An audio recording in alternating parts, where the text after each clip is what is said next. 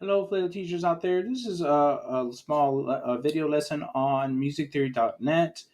You'll go ahead and type in musictheory.net, go to exercises, and then go to a note identification.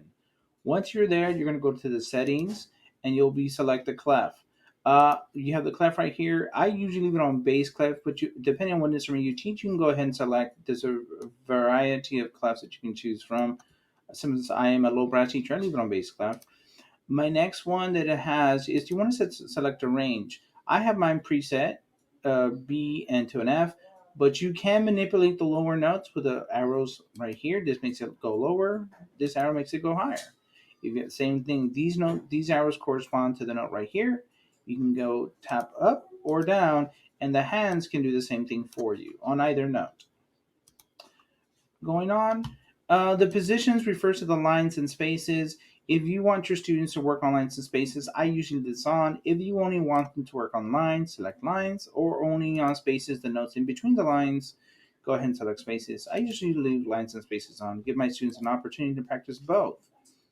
On note names, I go ahead and leave it on letters. There's other degrees, but again, if you're working with your beginner students, you'll go ahead and leave it on letters. If you're a choir teacher, it has opportunities to work all the way down to these for them. Okay. And then on helpers, this just allows you to select people who can help you create the exercises. Accidentals, as we all know, is for the symbols that are on the left of the note, or in this case, in the keyboard on the right of the note.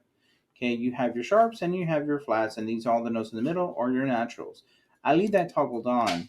And you have a note filter right here that if you toggle on, allows you to take notes off or leave them all on.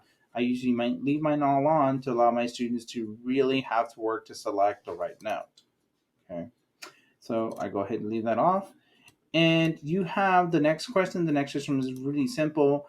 Usually, after they hear the note, it will allow them to go on. You can have them wait, or as soon as they put in, it goes on to the next one, or after the animation. I usually just leave after the audio so the kids can listen to the note.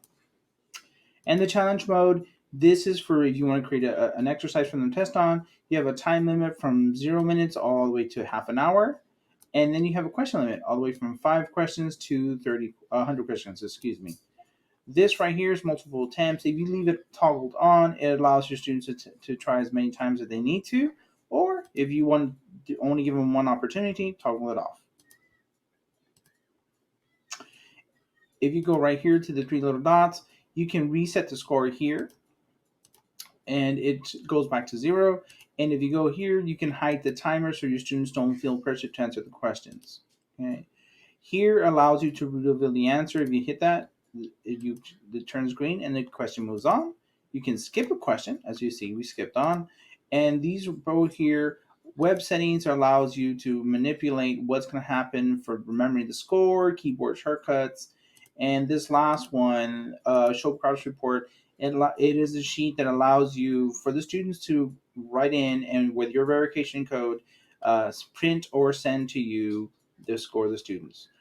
I hope this small lesson helped and helping us as teachers to navigate this pandemic in using virtual teaching and using musictheory.net as a virtual tool.